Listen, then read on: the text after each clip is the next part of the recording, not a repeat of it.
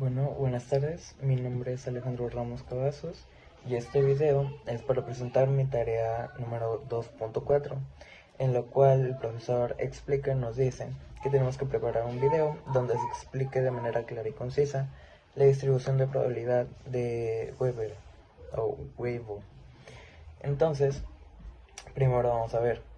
La distribución de Weibull es una distribución versátil que se puede utilizar más que nada como para modelar una amplia gama de aplicaciones en ingeniería. Investigación, ya puede ser investigación de medicina, control de calidad, finanzas o hasta climatología. Y por ejemplo, la distribución se utiliza frecuentemente con análisis de fiabilidad, ya sea para modelos de datos que suelen faltar un cierto tiempo para poder que se pueda controlar esa falla. Y la distribución de Weibull también se utiliza para modelar datos asimétricos en el proceso de análisis de capacidad. Ahora, la distribución de Weibull se describe como según los parámetros de forma escalar y con un valor umbral. Y también se conoce esa misma ley o esa misma distribución de Weibull, se conoce como la distribución de Weibull en tres parámetros, que después se va a explicar en un breve tiempo. Ahora, el caso en el que el parámetro de valor de umbral sea 0, se conoce como la distribución de Weibull en dos parámetros. La distribución de Weibull en dos parámetros más que nada se define que son para variables positivas, ya que para otro punto son variables negativas, como puede ser en una distribución de Weibull de tres parámetros. En esa distribución de Weibull de tres parámetros puede funcionar ya sea con ceros y con números negativos. Pero todos los datos para una distribución de Weibull de dos parámetros, en específico de dos parámetros, deben ser mayores que cero.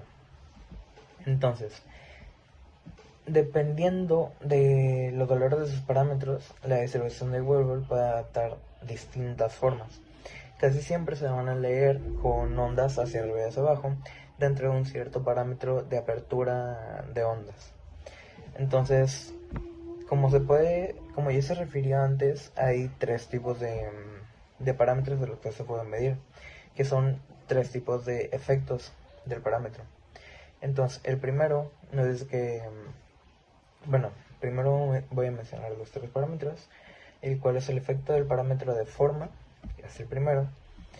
El segundo es el efecto de parámetro de escala, y el tercero es el efecto de parámetro de valor umbral.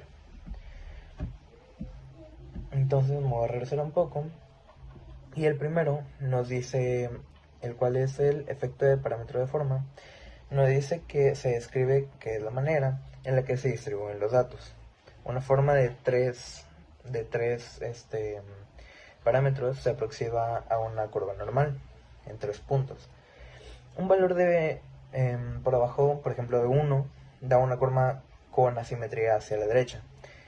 Para mí esto es mi derecha, en el cual un valor forma muy alto, por ejemplo siendo un 10, un 15, da una curva con asimetría hacia la izquierda.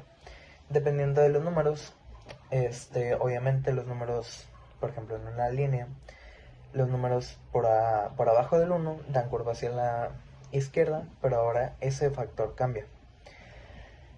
El segundo puede ser el efecto de parámetro de escala, el cual dice que la escala o vía característica es versátil 63.2 de los datos.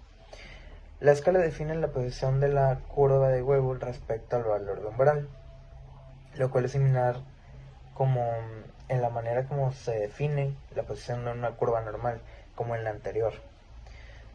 Una escala de 20 o más, por ejemplo, indica que el 63.2% de los equipos fallarán en las primeras 20 horas después del tiempo umbral, dependiendo de distintos factores.